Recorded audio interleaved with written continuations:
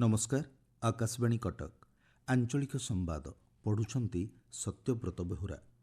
प्रजुक्ति चालित शताब्दी रे मानव को संवेदनशील करने को हेले संगीत कला और नृत्यर भूमिका गुरुत्वपूर्ण बोली प्रधानमंत्री नरेंद्र मोदी कहिसंती।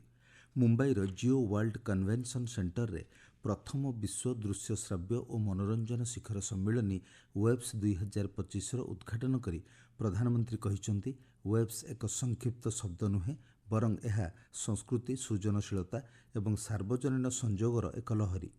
वर्तमान नवसृजन विषयवस्तु एवं संस्कृति माध्यम नारंगी अर्थनीतिर उदय होईछि। यह माध्यम भारतर कला संस्कृति एवं सिनेमा विश्वर कोण अनुकोण रे पहुंची पारुछि बोली प्रधानमंत्री कहिसंती। 100 से अधिक देशों के आर्टिस्ट, इनोवेटर्स, इन्वेस्टर्स और पॉलिसी मेकर्स एक साथ एक ही छत के नीचे एकत्र आए। वेव्स ये सिर्फ एक्रोनिम नहीं है, ये वाकई एक वेव है। कल्चर की, क्रिएटिविटी की, यूनिवर्सल कनेक्ट की। 100 अधिक देशर कलाकार नवसृजनकारी निवेशक एवं नीति निर्धारक माने गोटे स्थान में एकाठी होइथिबारु एही सम्मेलनी सारा विश्वर दृष्टि आकर्षण करुछि। सम्मेलनीर द्वितीय दिवस रे आज सिनेमा, रेडियो, कहानी कथन आदि विषयवस्तु को नहीं विभिन्न पर्यायर आलोचना चक्र अनुष्ठित हेबो।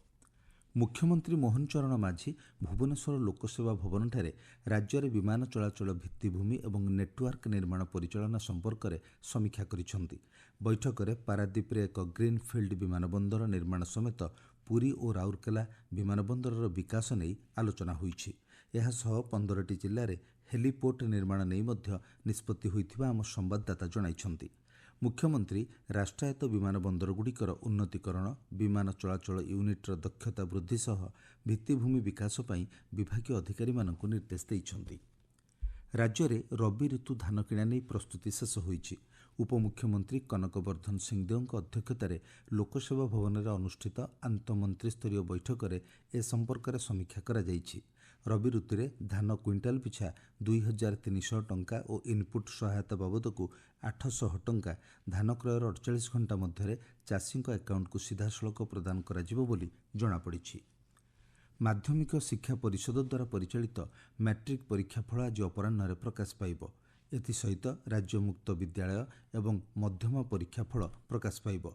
संध्या 6टा पर बोर्डर वेबसाइट bseodisha.ac.in ने परीक्षा फल उपलब्ध हेबो बोली परिषद पक्षरु सूचना दिया जाइछि। चलित वर्ष 3133 परीक्षा केन्द्र में 5,10,778 जन परीक्षार्थी परीक्षा देइथिले। भारतीय निर्वाचन आयोग भोटर तालिका को उन्नत करने तथा भोट प्रक्रिया को अधिक सुविधाजनक करने नूतन पदक्षेप आरंभ करिसेंती। आयोग इलेक्ट्रोनिक माध्यम भारतर रेजिस्ट्रार जेनेल मृत्यु पंजीकरण तथ्य ग्रहण करेंगे।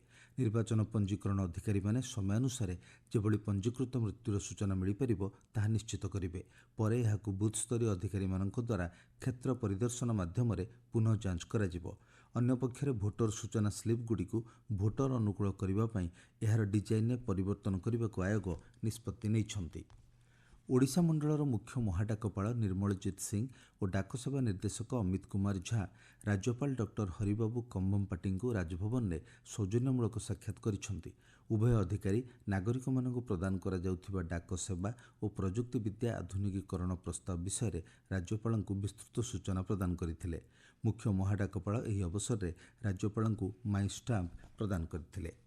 विश्व प्रसिद्ध रथयात्रा को श्रृंखलित भाव समापन करने पुरी टाउन हॉल ठारे समन्वय कमिटी बैठक अनुष्ठित होईछि।